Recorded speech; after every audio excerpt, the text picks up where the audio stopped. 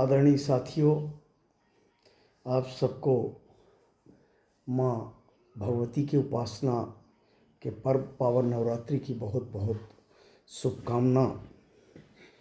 और कुछ लोगों ने आज कन्या पूजन किया होगा और कल करेंगे। एक बहुत गंभीर विषय है और ये विषय हमारे पास आया था 4 मार्च को। और जो मृतिका शिखा मिश्रा हैं, अपने बमोरिया के एक मिश्रा परिवार की बेटी हैं, जो बड़ोखर में विकास पांडे के साथ ब्याही जाती हैं। विकास पांडे का अपना एक रिश्ता ये भी है कि उनका मामा का घर नईगढ़ी जनपद के ही जमुहरा में है और विकास पांडे के नाना जी ने ही उनकी माता और पिताजी को संजय नगर में घर दिया था, जहां विकास पांडे रह रहे थे। अभी 1 वर्ष नहीं हुआ, पिछले अप्रैल में शादी होती है और जनवरी में शिखा मिश्रा आत्महत्या करती हैं।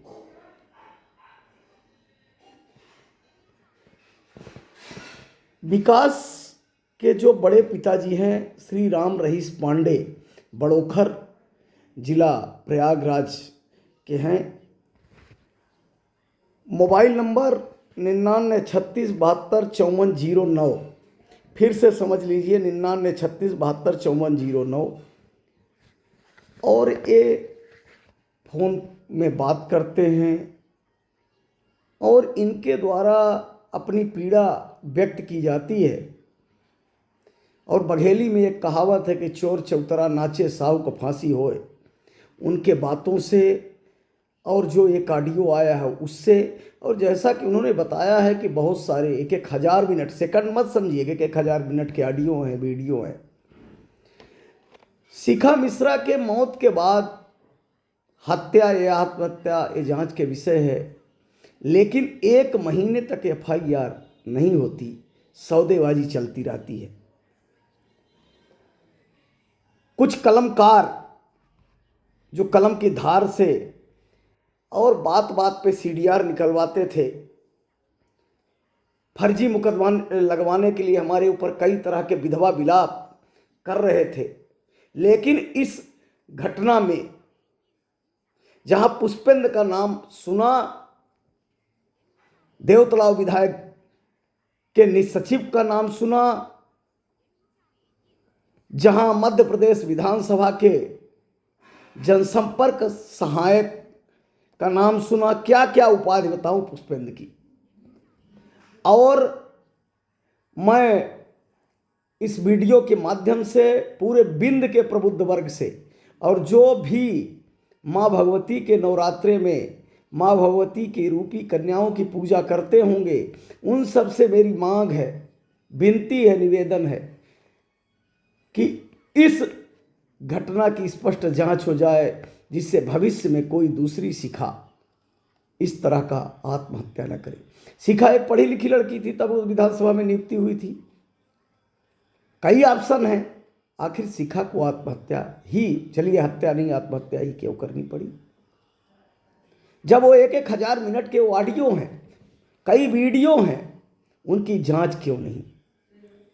मैं इस वीडियो के माध्यम से हिंदुस्तान के प्रधानमंत्री, क्योंकि ये बहुत हाई प्रोफाइल मामला है, इसकी जांच रीवा की पुलिस नहीं कर सकती। मैं तो चाहता हूं कि प्रदेश के बाहर की पुलिस जांच करे। 9936725409 का जब से शिखा मरी, इस नंबर का CDR, क्योंकि 1 महीने FIR नहीं होती, जैसा उनके द्वारा लगभग 1 घंटे हमसे बात की गई है, उस बात की भी रिकॉर्डिंग निकाल ली जाए।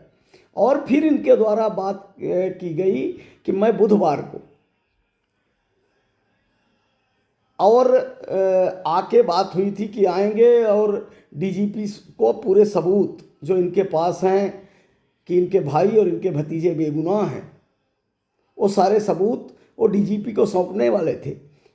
श्री राम रहीश पांडे जी मऊगंज भी आए थे। फिर आखिर क्या ऐसा हुआ कि एकाएक श्री राम रहीस पांडे जी गायब हो जाते हैं। बीच में विश्वस्त सूत्रों से पता चला था कि बहुत तगड़ी बार्गेनिंग चल रही है।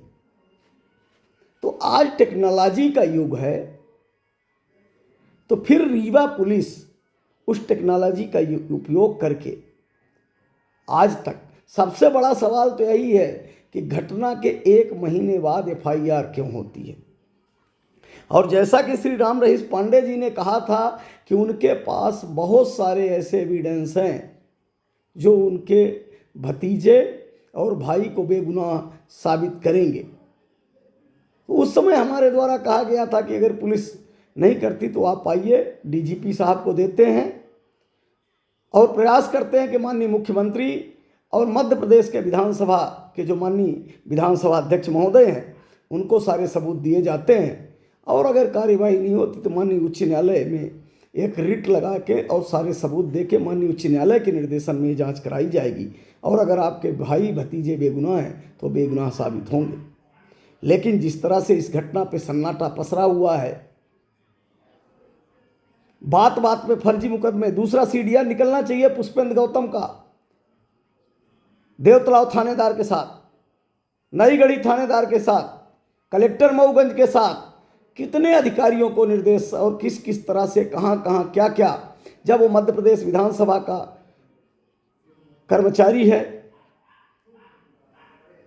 और जो नियुक्ति है वो भी फर्जी है, जिसके संबंध में हमारे द्वारा माननीय विधानसभा अध्यक्ष महोदय को और प्रमुख सचिव मध्य प्रदेश विधानसभा को लिखित आवेदन दिया गया है। सूचना के अधिकार से जो जानकारी, एक ही समय एक पद के लिए 2-2 आवेदन कैसे, एक आवेदन में अलग जानकारी, दूसरे आवेदन में अलग जानकारी।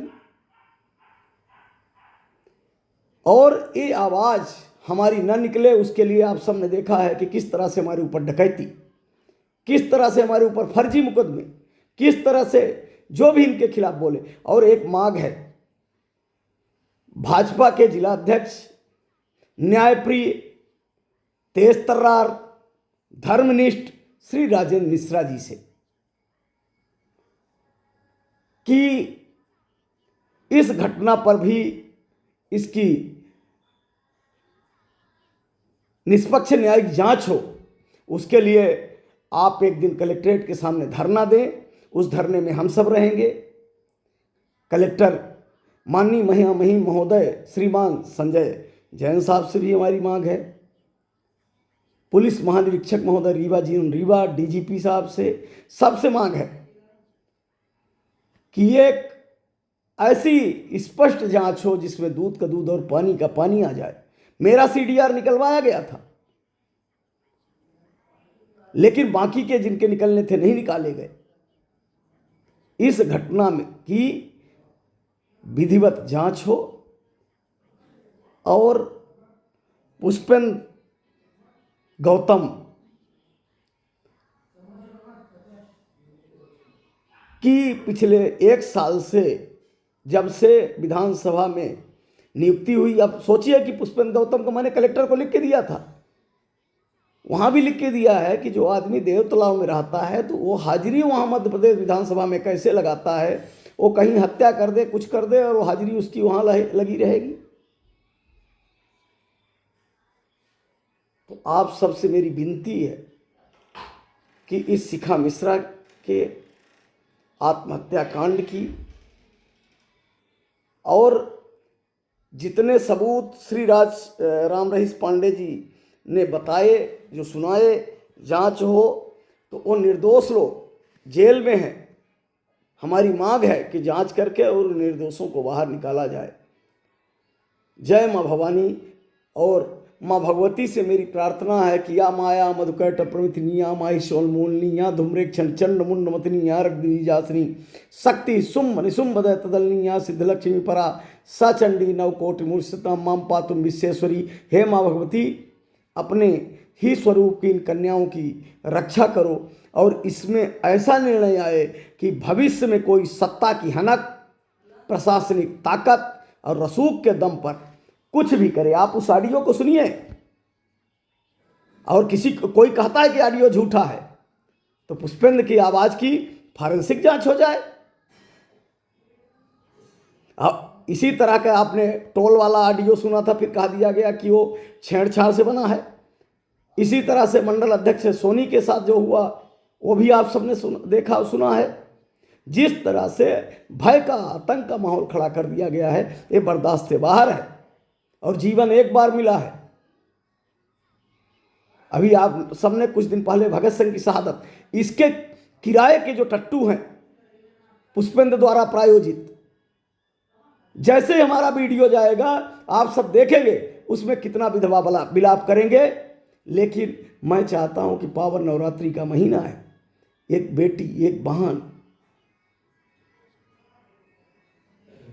किन परिस्थितियों में आत्महत्या की होगी उसकी स्पष्ट न्यायिक जांच होनी चाहिए। और एफआईआर क्यों 1 महीने बाद हुई, बाद में क्या सौदेबाजी चल रही है। यही श्री राम रहीश पांडे जो अपने, और मैं भोपाल में था, उन्होंने फोन में बात किया हमसे कि मैं बुधवार को भोपाल आ रहा हूँ, ये पिछले हफ्ते की बात है। और ये था कि डीजीपी साहब से और माननीय विधानसभा अध्यक्ष महोदय से, मुख्यमंत्री महोदय से मिलकर सारे एविडेंस दिए जाएंगे। फिर आखिर कहाँ से कौन सा दबाव पड़ा इसकी भी जांच होनी चाहिए। जय माँ भवानी।